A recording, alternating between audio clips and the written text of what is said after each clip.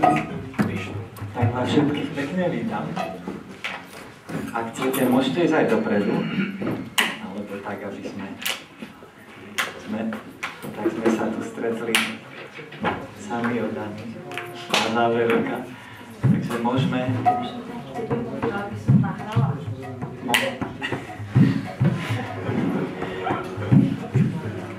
Takže môžeme teraz rovno ospevovať.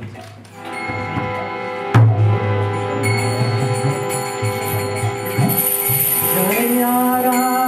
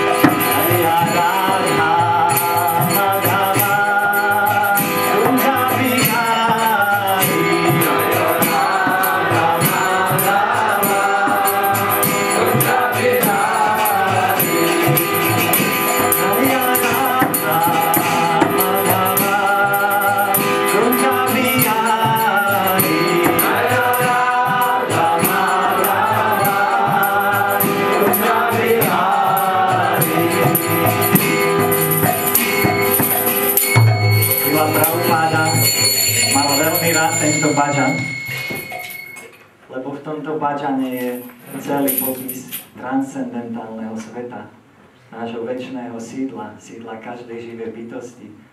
A je v ňom všetko. Je tam Radha, je tam Krišna. Krišna ako Gopíčana Valabha, ten, ktorý je milovaný Gopí. A je tam Yamuna, je tam Govardhan, je tam celé vrcholné sídlo. Preto to spievame a môžeme cítiť prítomnosť tej duchovnej energie, tej transcendentálnej energie. Keď už len spievame o tomto transcendentálnom sídle.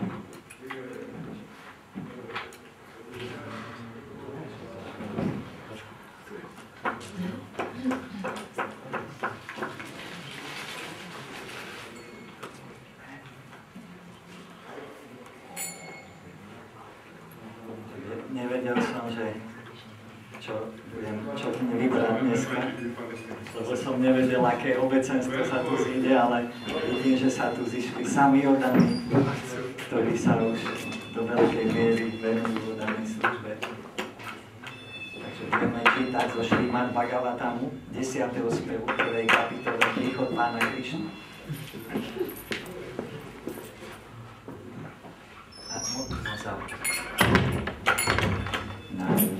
Shati dushaha kshunman tyaktodam apibadhate pibantam tvam mukam voja chutam harikatam tam.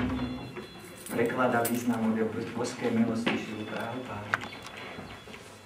Na prahu smrti som zložil sľub, že nebudem ani piť vodu.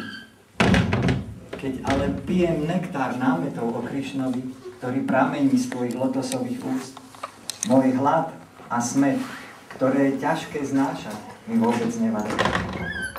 Význam. Maharaj Parikšit v rámci prípravy na smrť, ktorá mala prísť za 7 dní, prestal jesť a piť. Čo to je? Tu prichádzajú odchod. Maharaj Parikšit v rámci prípravy na smrť, ktorá mala prísť za 7 dní, prestal jesť a piť. Ako ľudská bytosť iste pociťoval hlad. Prestal jesť a piť. Ako ľudská bytosť iste pociťoval hlad a smäd. A Šukadev Gosvami mohol z toho dôvodu chcieť prerušiť rozprávanie transcendentálnych námetov o Krišnovi. Maharaj Parikšit však nebol na zdory svojmu postu vôbec unavený. Povedal, hlad a smäd spôsobené mojím postom mi nevadia. Raz, keď som mal veľký smäd, som vstúpil do ašrámu Šamiky Muniho, aby som sa napil vody, ale Muni mi ju nedal. Zavesil som mu teda na ramená mŕtvého hada a preto ma brahmanský chlapec preklial. Teraz sa však cítim úplne dobre. Hlad a smäd mi nečiní žiadne potiaže. To naznačuje, že aj keď na hmotnej úrovni hlad a smäd človeka zužujú, na duchovnej úrovni, transcendentálnej úrovni, žiadna únava neexistuje. Celý svet trpí duchovným smedom. Každá živá bytosť je brahman alebo duša a pre uspokojenie svojho hladu a smedu potrebuje duchovnú potravu. Svet bohužiaľ nevie nič o nektáre. O nektáre, ktorý obsahuje Krišna kata. Hnutie pre vedomie Krišnu je teda požehnaním pre filozofov, religionistov aj obyčajných ľudí. Krišna aj Krišna kata majú svoju okúzľujúcu príťažlivosť a preto sa absolútna pravda nazýva najpríťažlivejšia. Slovo Amrita je tiež dôležitý odkaz na mesiac a slovo Ambuja znamená lotos. Príjemný mesačný svit a príjemná vôňa lotosu sa spojili, aby každému, kto načúva Krišna kata, vychádzajúce z úst Šukadev Gosvamiho, prinášali potešenie.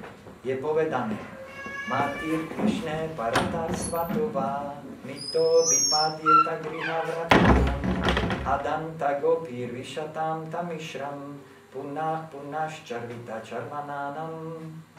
Tí, ktorí príliš holdujú materialistickému spôsobu života, kvôli svojim neuvládnutým zmyslom spejú do pekla a opakovane žvíkajú prežuté. Ich náklonnosť ku Krišnovi sa nikdy neprebudí, ani na základe pokynov druhých, či ich vlastného úsilia, ani kombináciou obojeho. V súčasnej dobe sa celá ľudská spoločnosť venuje žutiu toho, čo už bolo prežuté. Punách čarvita čarvanánam. Ľuďom nevadí podstupovať mritiu samsára vartmany. Narodiť sa v jednej podobe, umrieť, prijať inú podobu a znovu umrieť. Pre zastavenie tohto kolobehu zrodenia a smrti je Krišna kata, alebo vedomie Krišnu, absolútne nevyhnutné. Nikto však nemôže vychutnať nektár, ktorý skoncuje s akoukoľvek hmotnou únavou a nemôže sa tešiť z blaženého života na transcendentálnej úrovni, pokiaľ nevypočuje Krišna kata od realizovanej duše, ako je Šukadev Gosvámi. Hnutí pre vedomie Krišnu je vidieť, že tí, ktorí ochutnali nektár v podobe Krišna kata, strácajú všetky hmotné túžby. Zatiaľ čo tí, ktorí Krišnu či Krišna kata nechápu, považujú život s vedomím Krišnu za vymývanie mozgov a manipuláciu mysli.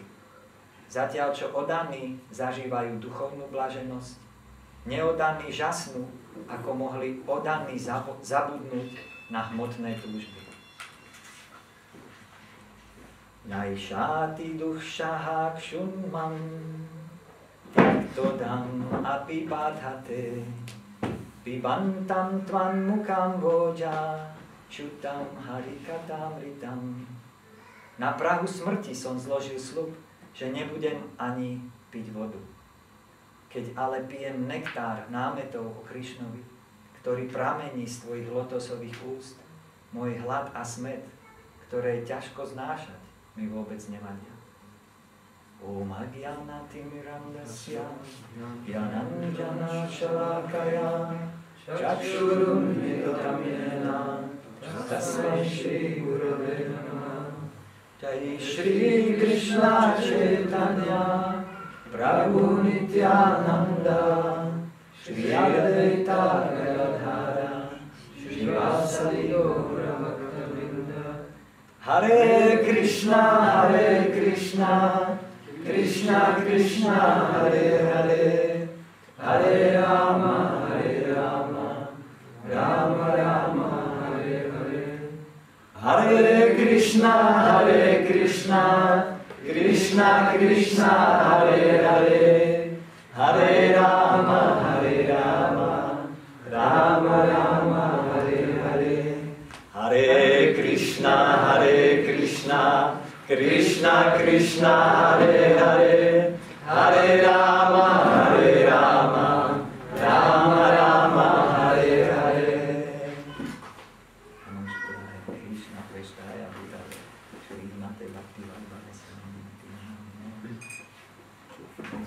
Oddaní neustále pijú ten nektár.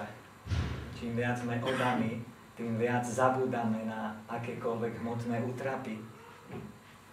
Tento verš sa odohráva na rieku tento rozhovor sa odohráva na brehu rieky Gangy. A Maharáč Parikšit, cisár Parikšit bol cisár celého sveta. Ten už mal všetko. Nemyslíme si, že pred 5000 rokmi bola civilizácia nejakých tam, čo ešte v jaskyniach žili. Tie veci, jednoducho zabudnime na to, čo nás učili kdekoľvek.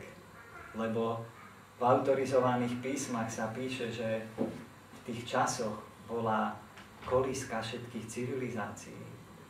Ďaleko vyspelejšia civilizácia ako my a ľudia boli ďaleko na vyššej úrovni.